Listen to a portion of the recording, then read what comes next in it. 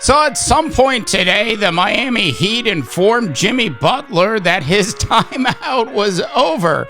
We all know Jimmy Butler was like a child who had been put in timeout and was told to stand there in the corner.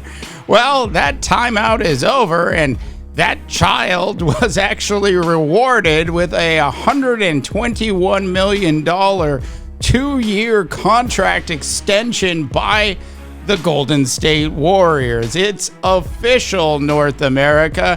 The Jimmy Butler wants to leave Miami saga is officially over. To the Warriors he goes. We are going to dive deep into that trade on today's NBA Rundown. New to the channel? Well, please go ahead and subscribe. And if you like the video, then go ahead and actually like the video. All right, so I'm going to do my best to try to get into the details of this trade first, and then I'm going to give you my honest opinion on Jimmy, aka Drama Butler, being part of a Golden State Warriors basketball team that still has Draymond Green on it. And I should also note, if you're new to the show, then I should tell you I am actually based up here in the Bay Area.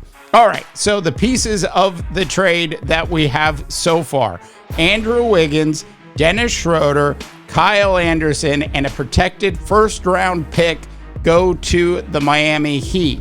Now, since then, the Miami Heat have dealt Dennis Schroder to the Utah Jazz, where the Golden State Warriors are actually going to be playing tonight.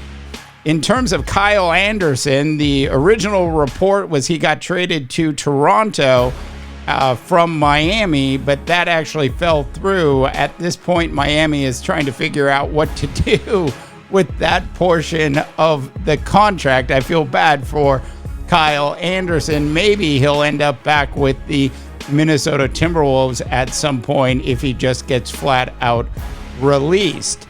So those are the pieces of the deal, and PJ Tucker, I guess, is coming back to Miami.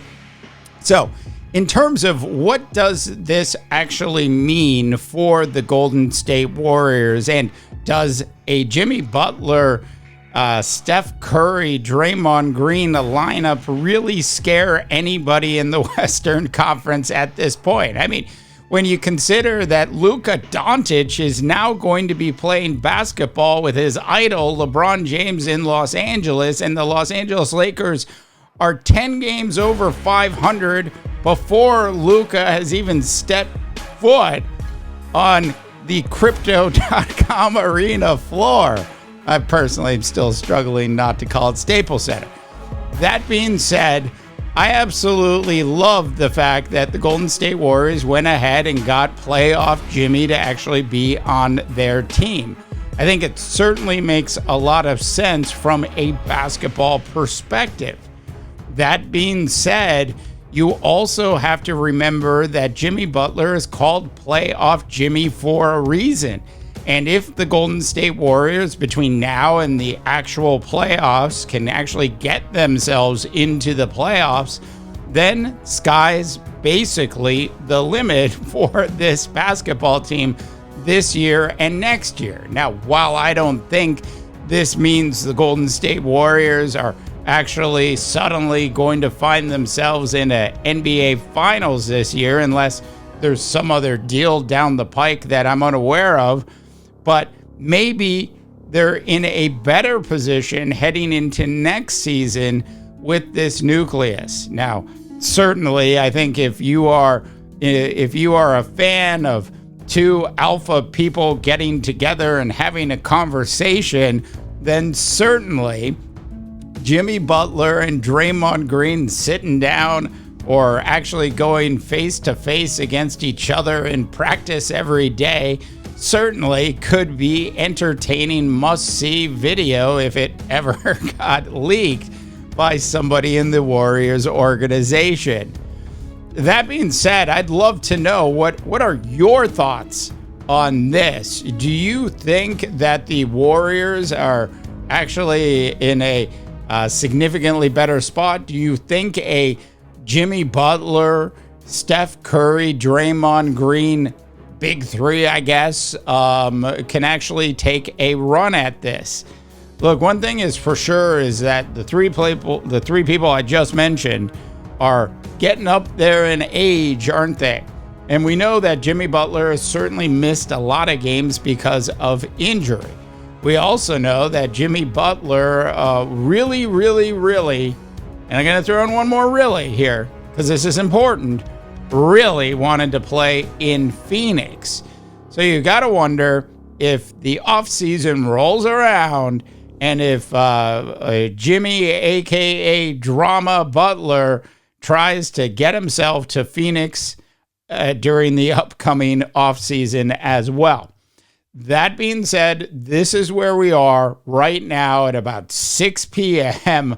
on the West Coast on February 5th, a Wednesday. Once again, tell me what your thoughts are on this particular deal. Now, I don't think from a roster perspective that this Warriors team has enough left to actually take a real shot at winning a championship this year. But could they win a playoff series if they actually got into it with Jimmy Butler and Steph Curry and Draymond Green with Steve Kerr coaching? Absolutely. Would I expect this Golden State Warriors team, as it's currently constructed, to go beyond anything beyond one playoff win in a highly competitive Western Conference? Probably not.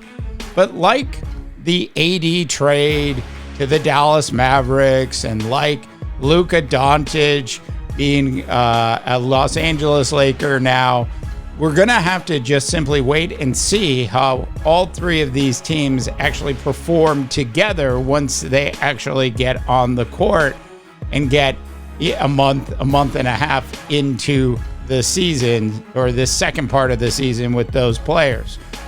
One last note that I wanted to bring up just super quick, because this is just unbelievable. And we know that Luka Doncic was traded, obviously, to the Los Angeles Lakers.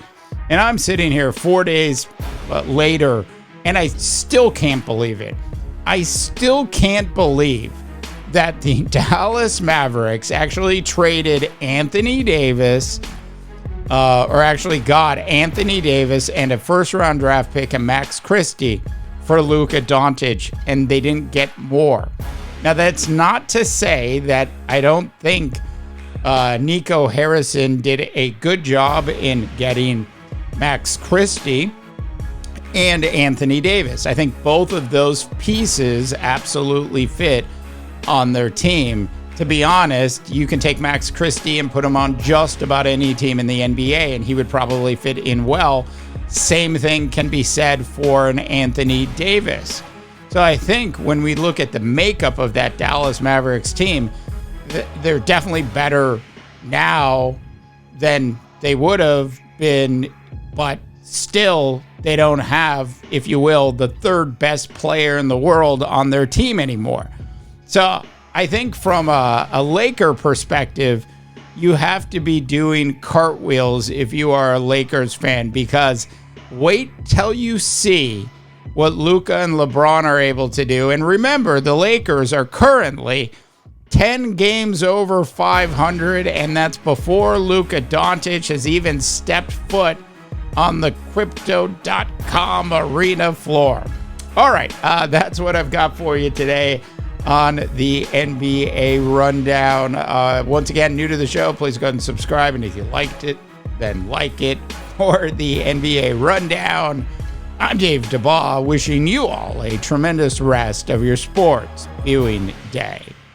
I don't ever slow up, no I don't take shit. I got no love for the fakeness. If you wanna play tough and wanna hate this, I'll always show up.